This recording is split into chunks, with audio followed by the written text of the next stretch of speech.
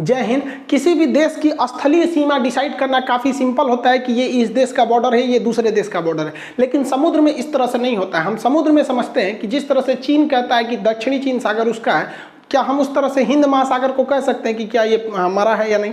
इसके पूरे नियम कानून को समझते हैं, क्योंकि इस खुले समुद्र पे बड़ी ज़्यादा विवाद हो रहा था। तो इस विवाद को सुलझाने के लिए 1974 में पहल किया गया था कि ये आखिर बाउंड्री कैसे खींचा जाएगा इसमें, क्योंकि अलग अलग समुद्र महासागर अलग अलग थे। तो पहले जनरली 4 महासागर ही काउंट किए जाते थे। सबसे बड़ा महासागर प्रशांत महासागर है, जो दोनों साइड में है। ये प्रशांत महासागर, ऐसा मत समझिएगा कि ये दोनों साइड में है। एक्चुअली पृथ्वी गोल है, हम इसको फाड़ कर इस तरह से चिपका दिए, इसलिए क्या हो गया, ये 2 साइड में दिख रहा है। जैसे आप एग्जांपल पे समझिए, जैसे हमारा ये हाथ गोल है, अब ये मेरे जो दोनों नाखून है इसे समझिए प्रशांत महासागर है। तो अब इसे गोल की तरह तो रखेंगे नहीं। अब अगर हम इसे खोलते हैं तो मेरा नाखून देखिए, आधा इस साइड में गया, आधा इस साइड में गया, तो आधा नाखून इधर चला गया, आधा नाखून इधर चला गया। तो आधा प्रशांत महासागर इधर, आधा प्रशांत महासागर इधर। इसलिए इस बात के लिए कंफ्यूज मत होइएगा कि आधा उधर है आधा उधर है। पृथ्वी गोल है, इसको मोड़ के उधर ले जाइएगा और इसको मोड़ के उधर ले जाइएगा, तो क्या हो जाएगा, दोनों आपस में चिपक जाते हैं सब, जिस वजह से ये 2 जगह दिखता है। तो उसके बाद दूसरा आता है अंध महासागर या आपका अटलांटिक महासागर। ये दूसरा सबसे बड़ा महासागर है, इसका आकार एस के समय के टाइप का है। ये तीसरा होता है ये हिंद महासागर, इसे हम लोग अर्ध महासागर कहते हैं, क्योंकि ये आधा हिस्सा है। ऊपर का हिस्से में इसके देखेंगे तो कंट्रीज वगैरह चले आते हैं। तीसरा महासागर आर्कटिक महासागर, इसे छिपा हुआ महासागर कहते थे, क्योंकि ये ऊपर वाले भाग में था, छिपा हुआ रहता था। इसमें सबसे ठंडा रहता था, साइबेरिया वगैरह भाग में ऊपर में पूरा बर्फ जमा रहता था। लेकिन अभी के वक्त में भूगोलवेताओं ने इस चीज को निर्णय लिया है कि जो प्रशांत महासागर का ये निचला भाग है, ये वाला हिस्सा, ये प्रशांत महासागर का निचला भाग, और अटलांटिक महासागर का निचला भाग, और हिंद महासागर का ये जो निचला भाग है, इसमें जब ये लोगों ने देखा तो यहाँ पे जो मछलियाँ थी या जो जलवायु थी वो इन सबसे अलग हो गई थी। रीजन क्या था, वो ये जो अंटार्कटिक आइलैंड है, सॉरी कॉन्टिनेंट है, पूरी तरह से बर्फ से ढका है। तो इसमें इतना ठंड का प्रभाव था कि यहाँ की मछली, यहाँ की जलवायु, यहाँ के अंदर जो वनस्पति थी समुद्र के अंदर की, वो इनसे बिल्कुल अलग थी। तो वो लोग एक निर्णय पे पहुंचे कि अब हम लोग इसे साइड ही करके, एकदम काट के ही इसे दक्षिणी महासागर या अंटार्कटिक महासागर नाम दे दिया जाए। तो पहले महासागरों की संख्या जो थी वो 4 थी, अभी महासागरों की संख्या जो है वो 5 है। हालांकि पहले जब हम ज्योग्राफी पढ़ाते थे तो ये हम लड़कों को स्ट्रिक्टली रोकते थे कि इसे आप महासागर मत कहिएगा, क्योंकि इसे इंटरनेशनल मान्यता नहीं मिली है। लेकिन अब उन्हें ये कहना पड़ेगा क्योंकि इसे इंटरनेशनल मान्यता मिल गई है। लेकिन भारत में कई ऐसे एग्जाम में इसे मान्यता मिलने से पहले ही क्वेश्चन पूछा जा चुका था। जैसे रेलवे में क्वेश्चन पूछा था 2016 वाली जो वैकेंसी थी उसमें, कि वह कौन सा ऐसा महासागर है जो 3 अन्य महासागरों को टच करता है। तो एक ही पॉसिबल हो सकता है, ये कौन सा, दक्षिणी महासागर या अंटार्कटिक महासागर, क्योंकि 1, 2, 3 को टच किया, ये तीनों को तो टच नहीं करता है यहाँ पर। तो इसी के बारे में वो क्या किया था, क्योंकि देखिए ये हिंद महासागर को नहीं टच कर सकता है। आप यहाँ देखिए ध्यान से, उसको टच कर देगा, इसको, लेकिन हिंद महासागर को वो नहीं टच कर सकता है। तो आप याद रखेंगे अब महासागरों की संख्या कितनी हो गई है, 5 हो गई है। अब इन महासागरों को अलग अलग बाउंड्रीज कैसे बनाई जाएगा, कौन से देश की बाउंड्री कहाँ होगी, इसके लिए एक लंबा गहन चला था, मतलब बैठक हुई थी, और उसको फाइनली 1982 में एक कंक्लूजन पे आया गया, जिसे 1994 में लागू किया गया। इसे कहा जाता है United Nation Convention of the Law of Sea, या इसे शॉर्टकट में लॉ ऑफ सी कहा जाता है। इस नियम के हिसाब से कि जो समुंदर है उसे हम लोगों ने टोटल 5 कैटेगरी में बांट दिया है। अब उन 5 कैटेगरी को समझते हैं, उससे पहले आपको कुछ बेसिक चीज़ें पता होनी चाहिए, जैसे नॉटिकल मील या फैदम क्या होता है। देखिए, नॉटिकल मील समुद्री मील को कहते हैं। एक नॉटिकल मील जो सड़क पे हम किलोमीटर देखते हैं उससे बड़ा होता है। एक नॉटिकल मील जो होता है 1.852 किलोमीटर होता है, यानी समुद्र का 1 किलोमीटर 1 मील जमीन वाले मील के लगभग वो 1.25 गुना होता है। तो 1.852 किलोमीटर हो गया।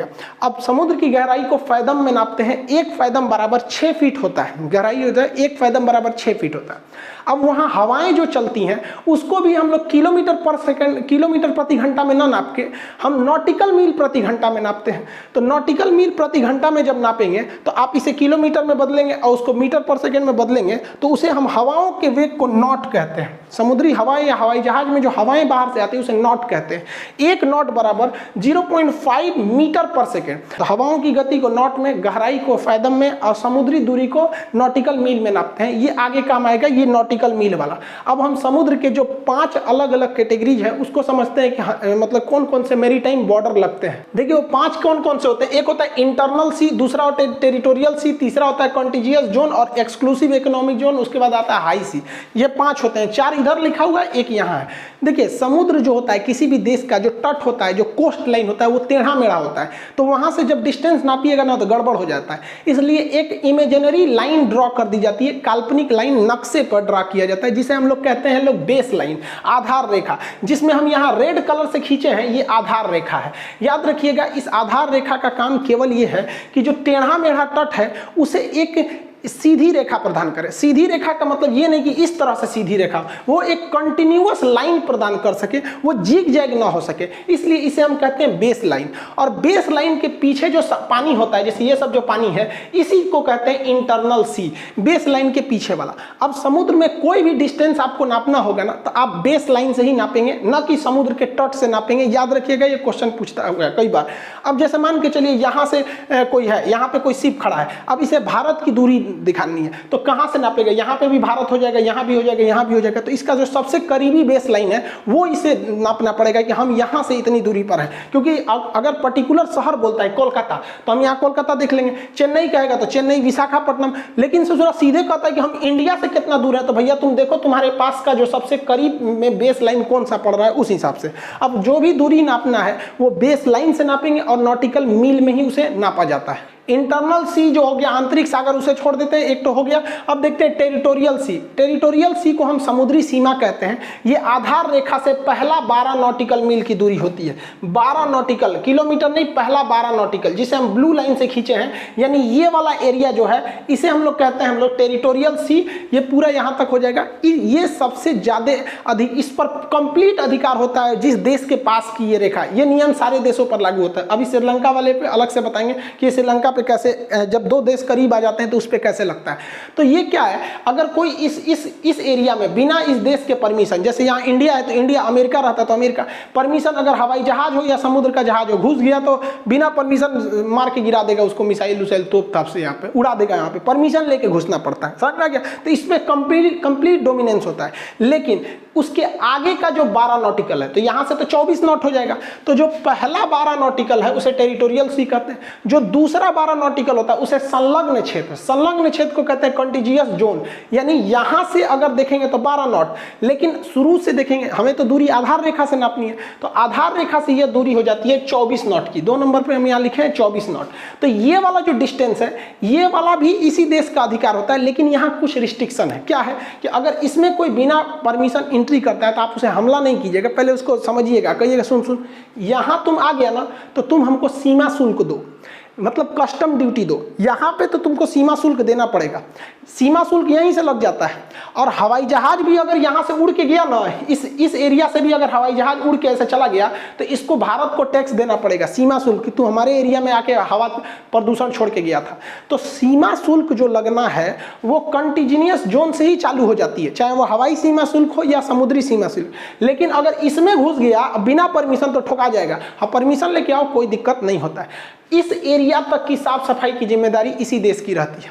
अब इसके बाद आधार रेखा से 200 नॉटिकल मील, यानी अगला 200 नॉटिकल मील, ये काफी लंबी दूरी हो जाती है। अगला 200 नॉटिकल मील, किलोमीटर नहीं, 200 नॉटिकल मील जो होता है उसे हम लोग EEZ, एक्सक्लूसिव इकोनॉमिक जोन, अनन्य आर्थिक क्षेत्र कहते हैं। इस एरिया में इस देश का कोई अधिकार नहीं है कि आप टैक्स ले सकते हैं, ना वो हवाई जहाज पे सीमा शुल्क लेंगे, ना ही आप समुद्री जहाज पर सीमा शुल्क लेंगे।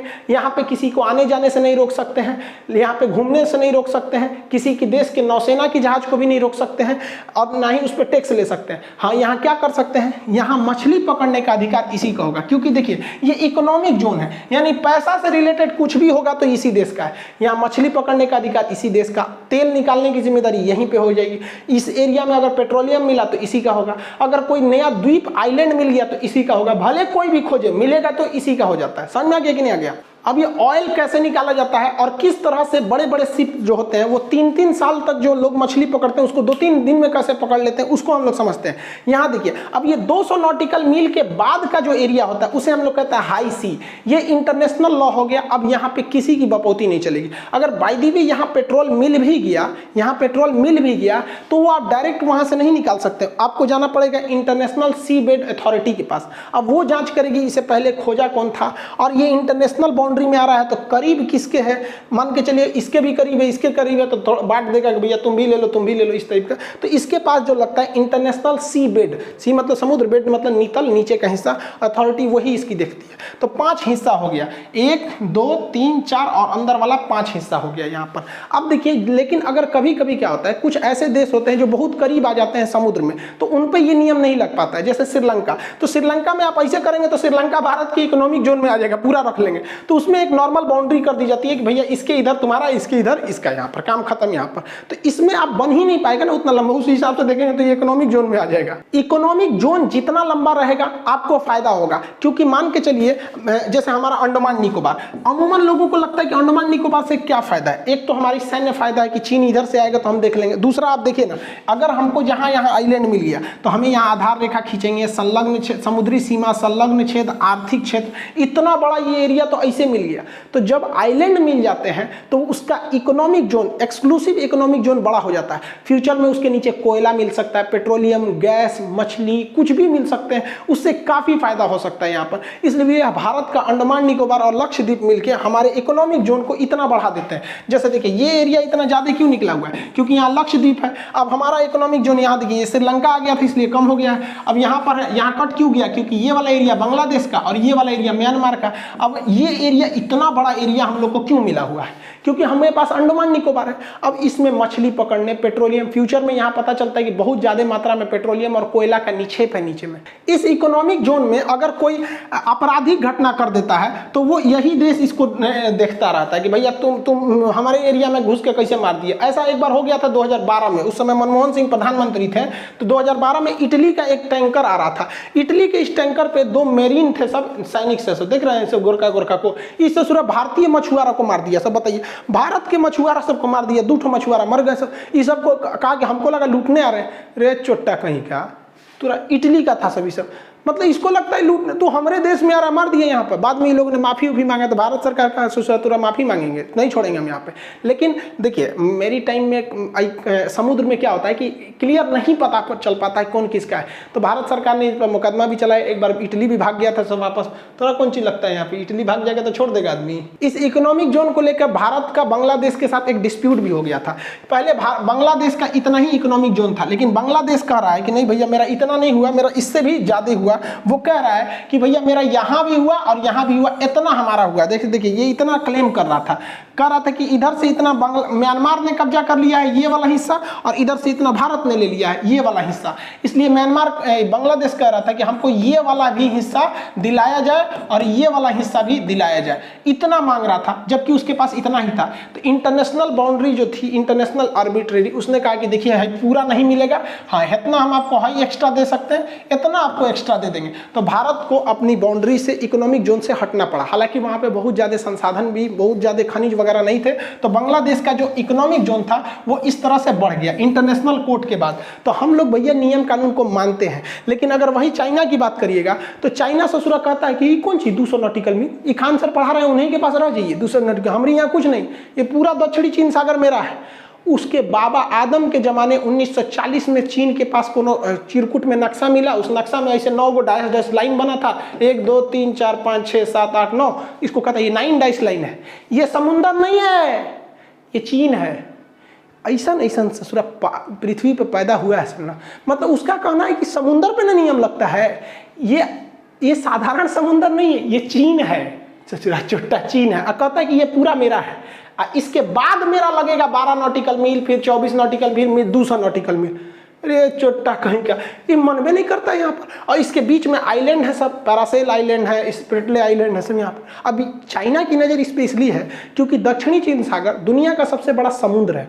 देखिए महासागर नहीं कर, महासागर सबसे बड़ा प्रशांत महासागर, दुनिया का सबसे बड़ा सागर दक्षिणी चीन सागर। और यहाँ पर पेट्रोलियम बहुत ज़्यादा, गैस बहुत ज़्यादा, मछली का भंडार बहुत ज़्यादा, और ट्रेड इस रूट से बहुत ज़्यादा होता है। तो चाइना की नज़र इस समुद्र पे नहीं है बल्कि इसके नीचे वाले खनिज पर है।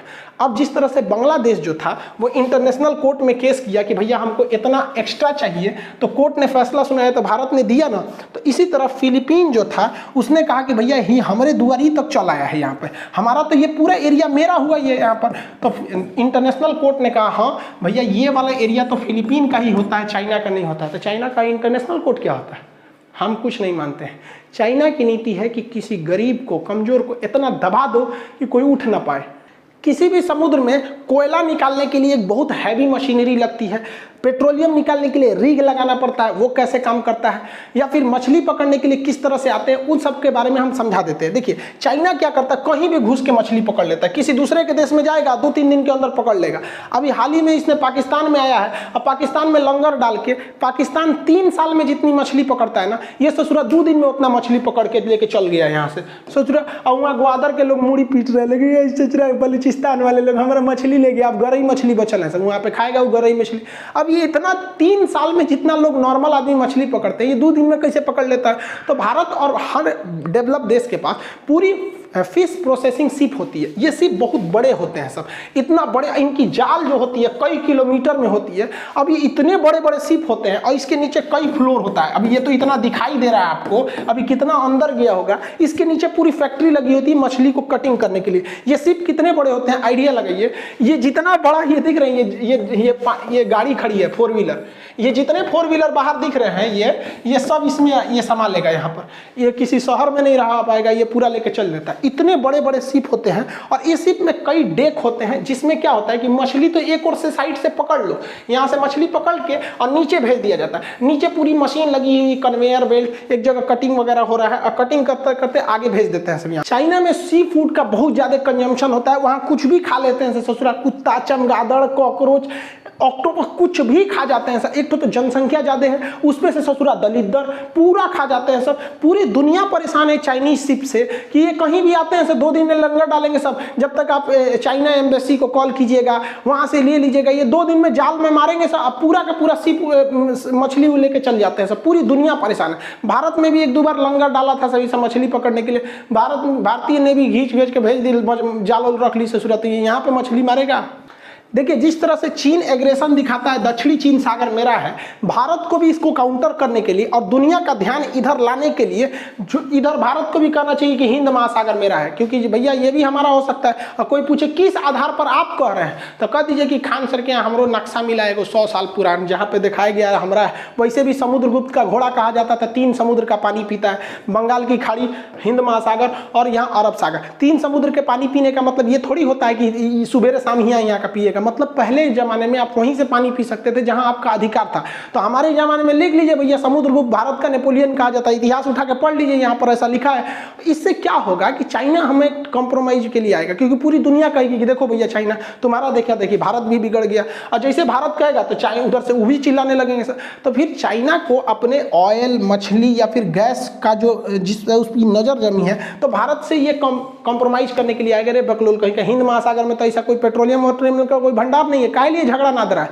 तो उस समय उसके बातचीत के टेबल पे आइए कि ससुरा ये गलवान लद्दाख वाला देख रहा है ना, या तो तुम इसको रखो या तो तुम इसको गंवा दो, दोनों में से कोई एक रखो। तो उसको हम लोगों ने खुला छूट दे दिया है। धीरे धीरे इस पर कम करना चाहिए, क्योंकि देखिए शरीफ इंसान को आप शराफत से मंगा सकते हैं, हरामी और कमीने जैसे लोगों को आप शराफत से नहीं मना सकते। क्योंकि अगर लोग बातों से समझ सकते तो बांसुरी बजाने वाले कृष्ण कन्हैया ना कभी महाभारत होने नहीं देते। आई होप आप इसको समझे होंगे कि मैरीटाइम बाउंड्री कितने टाइप की होती है और जो फिश प्रोसेसिंग है ये किस तरह से होता है। आगे की वीडियो में कभी आपको ऑयल ड्रिलिंग समझा देंगे कि ऑयल किस तरह से रिग में लगा के और रिग के माध्यम से ऑयल को ड्रिल करके निकाला जाता है, फिर गैस को किस तरह से निकाला जाता है। इसको किसी अन्य वीडियो में बताएंगे कि जो समुद्र का नितल होता है वहां से कोयले निकालने की प्रोसेस कैसे होती है। मिलेंगे नेक्स्ट क्लास में। जय हिंद।